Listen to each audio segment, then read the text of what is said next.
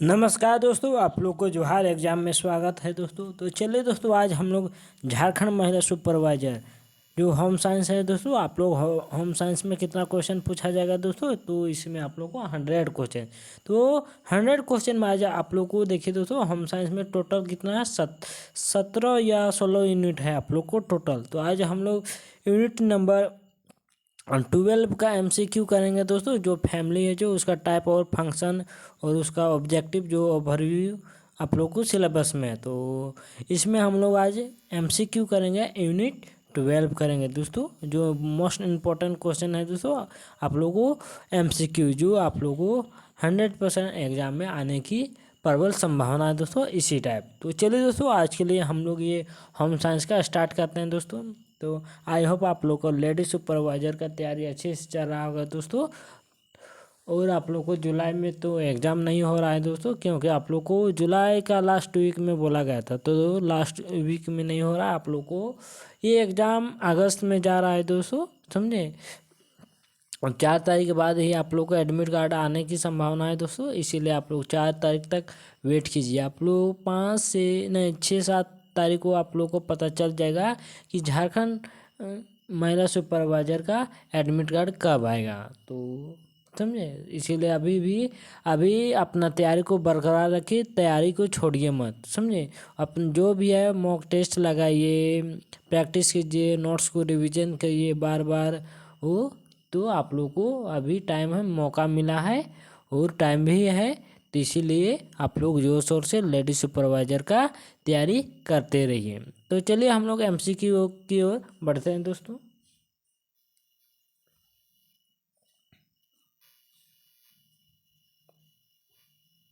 अब देखिए first question में क्या है, क्योंकि इसमें आप लोग को यूनिट नंबर 12, इसमें आप लोग को फैमिली से, परिवार से क्वेश्चन रहेगा दोस्तों। तो ज़्यादा इसमें सिंपल क्वेश्चन रहेगा दोस्तों, इसमें टफ क्वेश्चन नहीं देगा फैमिली में, समझे।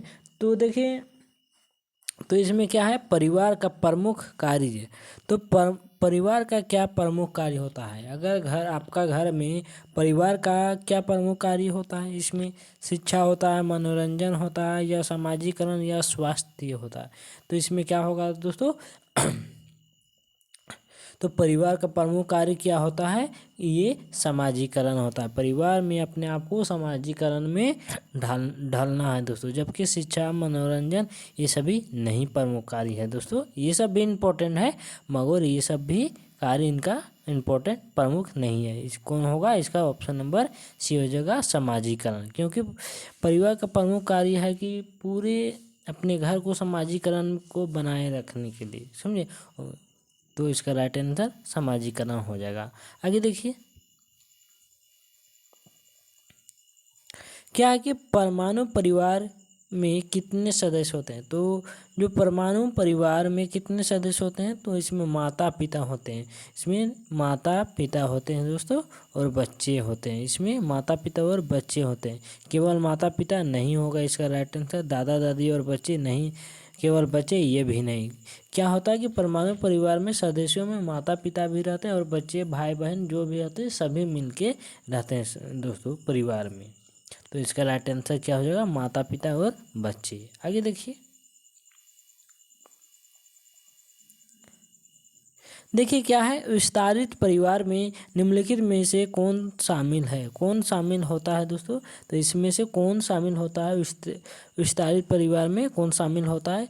तो माता पिता और बच्चे, केवल दादा दादी, या माता पिता, बच्चे, दादा दादी और अन्य रिश्तेदार। देखिए परमाणु परिवार में क्या था, तो उसमें था माता पिता और बच्चे था उसमें। तो इसमें क्या होता है, विस्तारित परिवार में जो पूरा परिवार विस्तार से, विस्तारित अपने ये वर्ड भी देख रहे हैं कि विस्तार मतलब पूरा फैमिली। तो इसमें माता पिता भी होंगे, बच्चे भी होंगे, दादा दादी और अन्य रिश्तेदार, जैसे फूफा हुआ, मामा हो गया, ये सभी हो सकता है विस्तारित परिवार में। तो इसका राइट आंसर क्या हो जाएगा, माता पिता और दादा दादी और अन्य रिश्तेदार। तो इसमें मतलब कि पूरा जो परिवार जो होता है ना, पूरा रिश्तेदारी सब, तो ये किस में आ जाएगा, आप लोग को विस्तारित परिवार में आ जाएगा। किस में आ जाएगा, विस्तारित परिवार में। आगे देखिए, अब देखिए कि परिवार का आर्थिक कार्य किससे संबंधित है। तो परिवार का जो भी आर्थिक कार्य होता है वो किससे संबंधित होता है। आय अर्जन और संसाधनों का प्रबंधन, शिक्षा प्रदान करना, या सामाजिक मूल्यों का प्रसार, या मनोरंजन के साधन। तो क्या होता है कि परिवार का जो भी आर्थिक कार्य किससे समय होता है। तो ये आय अर्जन करना है परिवार का आर्थिक और संसाधनों का प्रबंधन। तो इसका राइट आंसर क्या हो जाएगा, ऑप्शन नंबर ए हो जाएगा। देखिए पांचवा क्वेश्चन में क्या है, संयुक्त परिवार। तो देखिए परमाणु परिवार में हम लोग देख लें कि उसमें माता पिता और बच्चे रहते हैं, जबकि विस्तारित परिवार में पूरा रिश्तेदार, माता पिता, दादा दादी और ये सभी परिवार रहते हैं। अब इसमें देखिए संयुक्त परिवार का प्रमुख लाभ क्या है। तो संयुक्त परिवार के इसका लाभ क्या है। तो इसमें स्वायत्तता, एकजुटता, या व्यक्तिगत स्वतंत्रता, या वित्तीय निर्भरता। तो इसमें क्या होता है, जो संयुक्त परिवार में सभी मिलजुल के रहना है। तो इसका क्या होता है कि मिलजुल के सब एकजुट से रहता है। जो संयुक्त परिवार है सभी रिलेशन, दादा दादी, मामा मामी, सब जैसे एक एक जगह एक साथ रहते हैं परिवार, तो वो क्या होते हैं, संयुक्त परिवार होते हैं। तो इसका लाभ क्या होगा कि एकजुटता से सभी परिवार रहते हैं, उसमें कोई भी भेदभाव नहीं होता है। आगे देखिए परिवार में धार्मिक कार्य का उद्देश्य क्या है। तो परिवार में धार्मिक कार्य का उद्देश्य क्या है। तो देखिए परिवार में धार्मिक कार्य का उद्देश्य क्या है कि स्वास्थ्य देखभाल, सामाजिक मान्यता, या आध्यात्मिक विकास, या मनोरंजन। तो क्या होगा इसका राइट आंसर, तो आध्यात्मिक विकास हो जाएगा इसका राइट आंसर। आगे देखिए कि परिवार का सबसे महत्वपूर्ण सामाजिक कार्य क्या है। तो परिवार का सबसे सामाजिक कार्य क्या होता है दोस्तों, परिवार में सबसे, जिसमें सामाजिक प्रतिष्ठा, संचार, सामाजिक सुरक्षा, या समाजीकरण। तो क्या होगा दोस्तों इसका आंसर, तो परिवार का सबसे सामाजिक कार्य क्या होता है, परिवार को समाजीकरण में ढलना, परिवार में समाजीकरण बना रहना। तो इसमें परिवार का सबसे सामाजिक कार्य यही है कि समाजीकरण परिवार में बना रहना।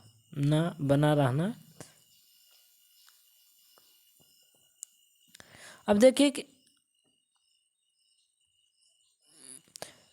एकल माता पिता परिवार का एक प्रमुख चुनौती क्या है। तो एकल माता पिता परिवार का एक प्रमुख चुनौती क्या है दोस्तों, तो आर्थिक संतुलन, सामाजिक प्रतिष्ठा, शिक्षा का स्तर, स्वास्थ्य देखभाल। तो एकल माता पिता परिवार का प्रमुख चुनौतियाँ क्या है दोस्तों, तो इसका प्रमुख चुनौतियाँ क्या है, तो एकल माता पिता का तो आर्थिक संतुलन होगा इसका राइट आंसर। अब देखिए अगला क्वेश्चन 9 में, इस क्वेश्चन में क्या बोल रहा है, क्वेश्चन में कि देखिए इसमें क्या बोल रहा है कि निम्नलिखित में कौन सा परिवार जो संरचनात्मक प्रकार नहीं है।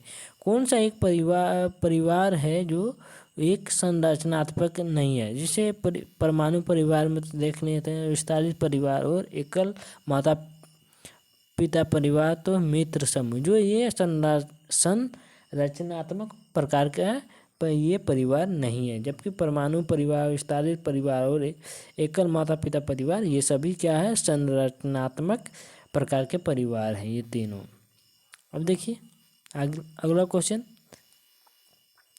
इसमें क्या बोल रहा है क्वेश्चन में, 10 नंबर क्वेश्चन में कि परिवार के मानवीय कार्य में क्या शामिल होता है। तो परिवार को जो मानवीय कार्यों में क्या शामिल होता है, तो आय का अर्जन होता है, या शिक्षा और देखभाल होता है, मनोरंजन, या स्वास्थ्य सेवा। तो क्या होता है कि परिवार की जो मानवीय कार्य में क्या शामिल होता है, तो इसमें होता है शिक्षा और देखभाल शामिल होता है। आगे देखिए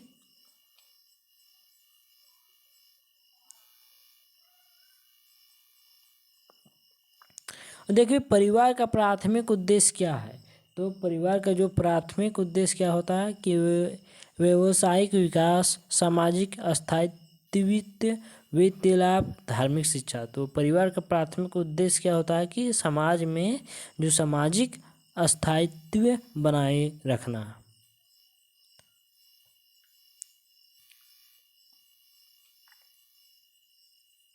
देखिए ये क्वेश्चन तो वही है, सामाजिक परिवार में नहीं है। देखिए इसमें देखिए क्या है ऑप्शन में, निम्नलिखित में कौन सा परिवार सामाजिक कार्य नहीं है। तो इसमें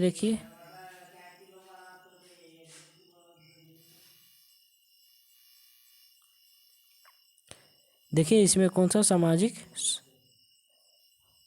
परिवार नहीं है। हाँ वही सामाजिक परिवार। तो इसमें देखिए विवाह है, समाजीकरण है, धार्मिक प्रथाएं हैं, नौकरी प्राप्त करना। तो इसमें कौन सा सामाजिक प्रकार का परिवार नहीं है। तो इसमें कौन सा है, नौकरी प्राप्त करना। जबकि विवाह, समाजीकरण, धार्मिक प्रथाएं ये सभी हैं। आगे देखिए विस्तारित परिवार की विशेषता क्या है। तो हम लोग तो देख चुके थे विस्तारित परिवार में कौन कौन से होता है, माता पिता, दादी दादी और अन्य सभी रिश्तेदार। ये सभी किस में आते हैं दोस्तों, विस्तारित परिवार में आते हैं। तो इसकी विशेषता क्या है। तो इसका विशेषता क्या है दोस्तों, कि स्वतंत्र जीवन शैली, सांस्कृतिक विविधता, सामूहिक जिम्मेदारी या आर्थिक आत्मनिर्भरता। तो विस्तारित परिवार की विशेषता क्या है, तो इसका सामूहिक जिम्मेदारी है। क्या है, सामूहिक जिम्मेदारी। कि परिवार को सामूहिक बना के रखना इसका जिम्मेदारी यही है, उद्देश्य में फोकस।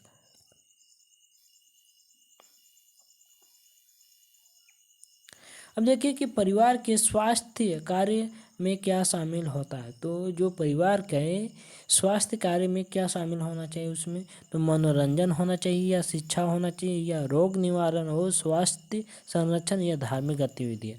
तो आप लोग को जरूर, जैसे परिवार में कोई भी स्वास्थ्य कार्य हो रहा है तो उसमें क्या शामिल हम लोग करते हैं, उसमें रोग का निवारण करते हैं, वो स्वास्थ्य संरक्षण करते हैं। तो इसका आंसर क्या हो जाएगा, ऑप्शन नंबर सी हो जाएगा।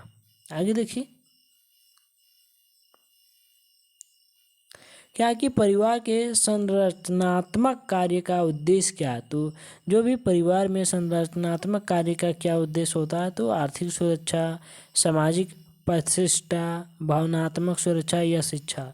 तो इसका राइट आंसर क्या हो जाएगा, भावनात्मक सुरक्षा हो जाएगा। जो परिवार की जो संरचनात्मक कार्य का उद्देश्य क्या है, यही भावनात्मक सुरक्षा।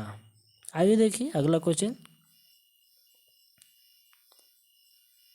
इस क्वेश्चन में क्या बोल रहा है कि निम्नलिखित में कौन सी सामाजिक संस्था का परिवार में घनिष्ठ संबंध होता है। तो कौन सा एक संस्था है जो सामाजिक संस्था, सामाजिक को परिवार में घनिष्ठ संबंध बनाता है।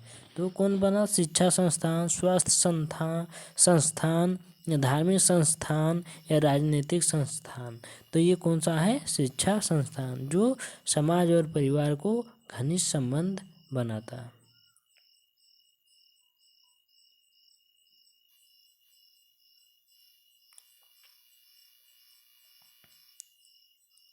अब देखिए क्या है 17 नंबर क्वेश्चन में, कि सामाजिक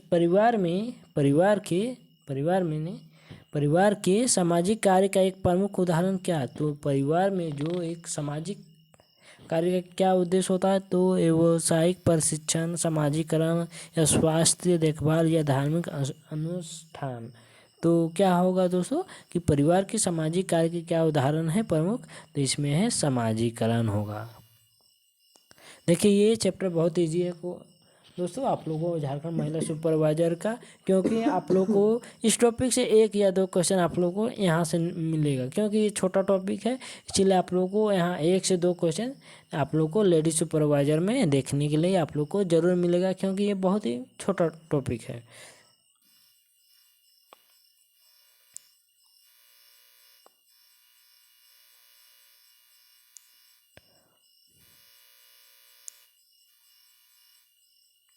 अब क्या है, परिवार का कौन सा कार्य पीढ़ी दर पीढ़ी परंपराओं को संचारित करता है। तो परिवार का कौन सा पीढ़ी दर है जो परंपराओं को संचारित करता है। तो ये आर्थिक कार्य, सामाजिक कार्य, या धार्मिक कार्य, या शिक्षा कार्य। तो देखिए फर्स्ट में क्या है, आर्थिक, धार्मिक, सामाजिक और शिक्षा। तो कौन कहता है दोस्तों, जो पीढ़ी दर पीढ़ी परंपराओं को संचालित करता है जो परिवार को, तो ये आप लोग को धार्मिक कार्य।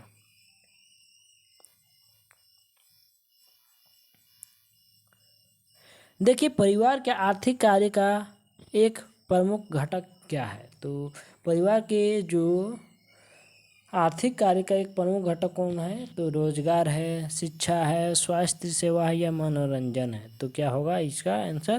तो रोजगार होगा। क्या हो जाएगा? ऑप्शन नंबर ए हो जाएगा, रोजगार। आगे देखिए,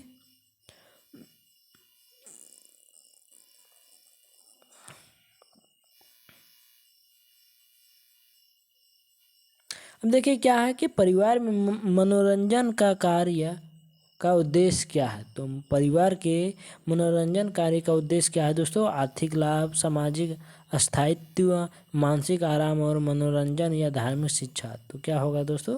परिवार के मनोरंजन कार्य का उद्देश्य, तो इसमें मानसिक आराम और मनोरंजन हो जाएगा इसका राइट आंसर। आगे देखिए,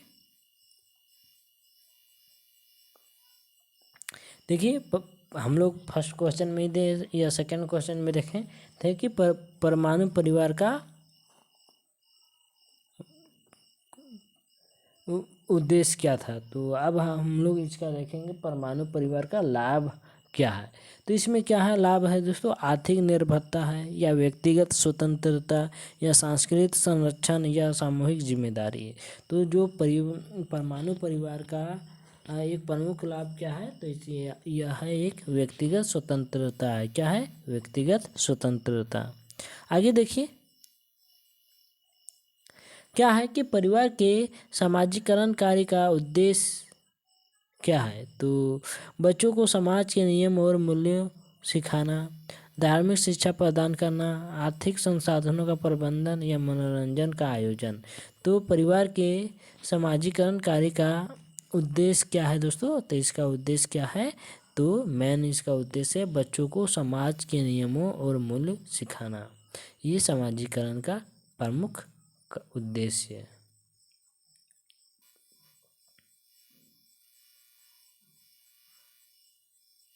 अब देखिए क्या है, संयुक्त परिवार का एक प्रमुख नुकसान क्या है। तो संयुक्त परिवार का एक प्रमुख नुकसान क्या होता है दोस्तों? जो इसमें आप लोग देख लिए थे विस्तारित परिवार, परमाणु परिवार। तो ये क्वेश्चन बोल रहा है कि संयुक्त परिवार का एक प्रमुख नुकसान क्या होगा। तो इसमें क्या होता है कि स्वतंत्र निर्णय लेने में कठिनाई होता है। ये इसका नुकसान है, इसका दोष है दोस्तों। आगे देखिए,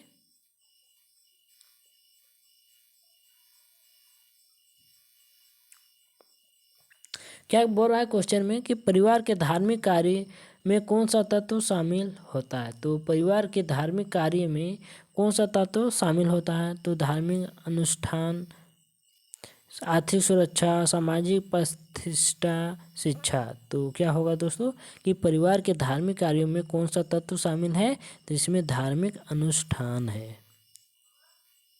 आगे देखिए लास्ट क्वेश्चन, क्योंकि ये चैप्टर बहुत ही छोटा है दोस्तों, इसलिए इसका क्वेश्चन मिनिमम 25 ही बहुत है दोस्तों। क्योंकि आप लोग को इस चैप्टर से एक या दो क्वेश्चन झारखंड महिला सुपरवाइजर में होम साइंस में आप लोग को देखने के लिए जरूर मिलेगा दोस्तों, समझे। हर टॉपिक से ही आप लोग को 3 से 4 क्वेश्चन मिलेगा दोस्तों। हर टॉपिक से 3 से 4 नहीं तो आप लोग 5 जरूर देखने के लिए मिलेगा। जो बड़ा बड़ा चैप्टर है उसमें तो 10 क्वेश्चन देखने के लिए मिलेगा एक ही यूनिट से दोस्तों।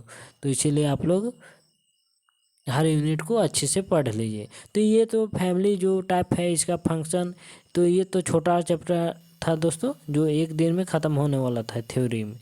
तो देखिए कि परिवार का मुख्य सांस्कृतिक कार्य क्या है। तो क्वेश्चन में देखिए क्या बोल रहा है कि परिवार का मुख्य सांस्कृतिक कार्य क्या है। तो इसमें क्या है, सांस्कृतिक परंपराओं का संचार, आर्थिक विकास या स्वास्थ्य देखभाल या शिक्षा।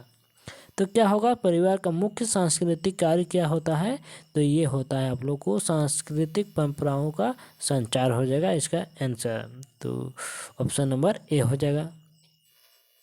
तो देखिए दोस्तों आप लोग को ये कैसा लगा ज़रूर बताइएगा। और आप लोग 1 से 25 में आप लोग कितना सही कर पा रहे हैं। आप लोग 20 से ऊपर जा रहे हैं तो सोच लीजिए कि आप लोग को ये होम साइंस में अच्छे से तैयारी चल रहा है दोस्तों। ये 25 क्वेश्चन में आप लोग 20 से ऊपर कर रहे हैं, सही कर रहे हैं कर रहे होंगे तो आप ज़रूर लेडी सुपरवाइज़र का आप लोग का तैयारी बेहतर से बेहतर हो रहा है दोस्तों। तो चलिए दोस्तों, फिर मिलते हैं हम लोग नेक्स्ट क्लास में, यूनिट नंबर 13 में। तो देखिए दोस्तों, अगर आप जोहार एग्ज़ाम में से होम साइंस का टेस्ट सीरीज लेना चाहते हैं तो आप लोग जोहार एग्ज़ाम में संपर्क करके टेस्ट सीरीज प्राप्त कर सकते हैं दोस्तों, होम साइंस का, जो बहुत ही बेहतर ढंग से, बेहतर तरीके से बनाया गया है, जो आप लोग को होम साइंस का ये टेस्ट सीरीज। तो चलिए मिलते हैं हम लोग फिर नेक्स्ट यूनिट में, अगला कल मिलते हैं, ठीक।